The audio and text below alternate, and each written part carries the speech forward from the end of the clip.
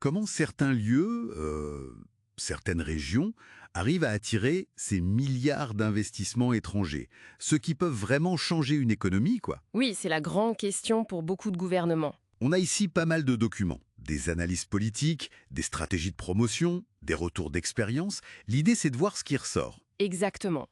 Qu'est-ce qui marche vraiment pour attirer les IDE, les investissements directs étrangers? On va essayer de décortiquer ça. C'est parti pour notre analyse approfondie. Alors, au-delà des gros titres, les documents pointent d'abord vers des choses fondamentales, moins spectaculaires peut-être, mais clés. On pense souvent aux coûts, aux usines dernier cri, mais d'après nos sources, ça commence ailleurs, c'est ça, le socle de confiance. Tout à fait. Avant de parler projet, l'investisseur regarde les garanties. Est-ce qu'il pourra rapatrier ses bénéfices? Oui, Son capital? facilement.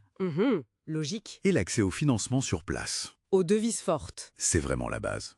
Après, bien sûr, il y a le concret. C'est-à-dire des lois du travail, disons prévisibles, pas forcément laxistes, mais stables. Hmm. Des visas faciles pour le personnel clé expatrié. Oui. L'accès à des terrains, bien sûr, en propriété ou en bail long. Et puis les infras.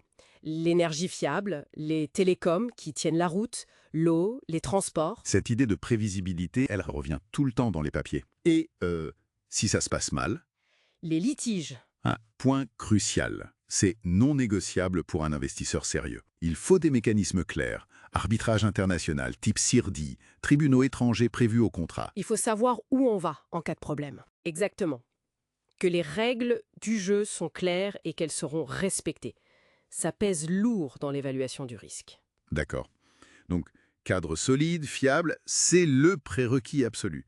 Mais bon, ça suffit pas, il faut se vendre aussi, hein. C'est là que les agences de promotion des investissements, les API, entrent en jeu. Oui, elles ont un rôle majeur.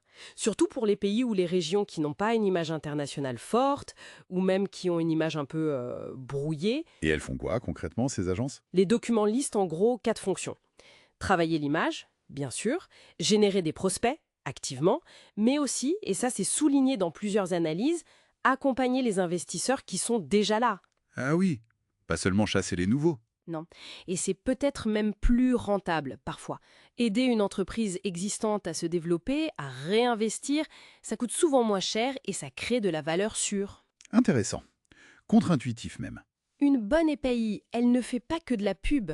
Elle aide à débloquer les situations, à lever les petits obstacles administratifs qui peuvent faire capoter un projet. Mais il faut une stratégie, j'imagine. On ne promeut pas tout et n'importe quoi. Absolument. Une stratégie ciblée, savoir quel secteur viser, quel type d'investisseur, en fonction des vrais atouts du territoire, pas juste des slogans. Et les techniques pour ça? On parle souvent du Costa Rica avec Intel. Qu'est-ce qui a marché là-bas, selon les sources?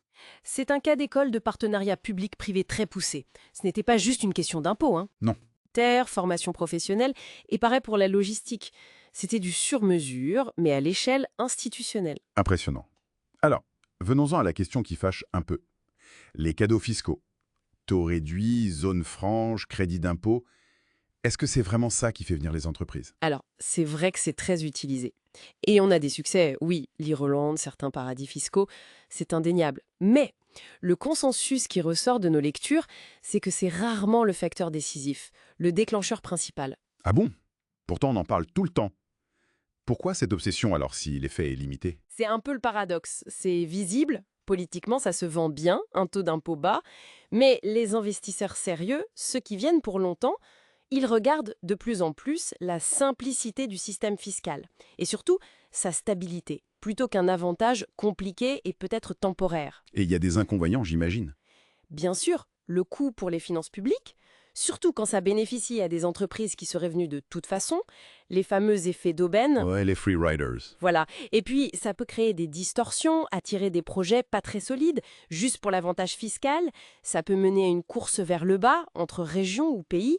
Et puis, la complexité administrative, parfois même des risques de corruption si c'est trop discrétionnaire. Donc, la tendance récente à vouloir rationaliser tout ça, dont parlent certains papiers, elle est logique. Ouais. Attirer l'investissement de qualité, c'est moins une affaire de chèque en blanc fiscal C'est ça. que de construction patiente, Un écosystème fiable, c'est ça. un mélange en fait. Stabilité politique, réglementaire, des infrastructures qui fonctionnent, des compétences humaines disponibles, et puis une promotion ciblée, pro, faite par des API qui connaissent le terrain et les besoins des entreprises. Parfait. Alors, pour finir, une petite question qui reste en suspens après cette lecture.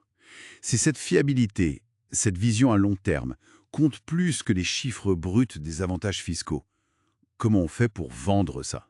Oh, bonne question. Comment une région, un pays communique efficacement cette confiance, cette crédibilité? Au-delà des simples tableaux Excel, comment on inspire confiance à un investisseur potentiel?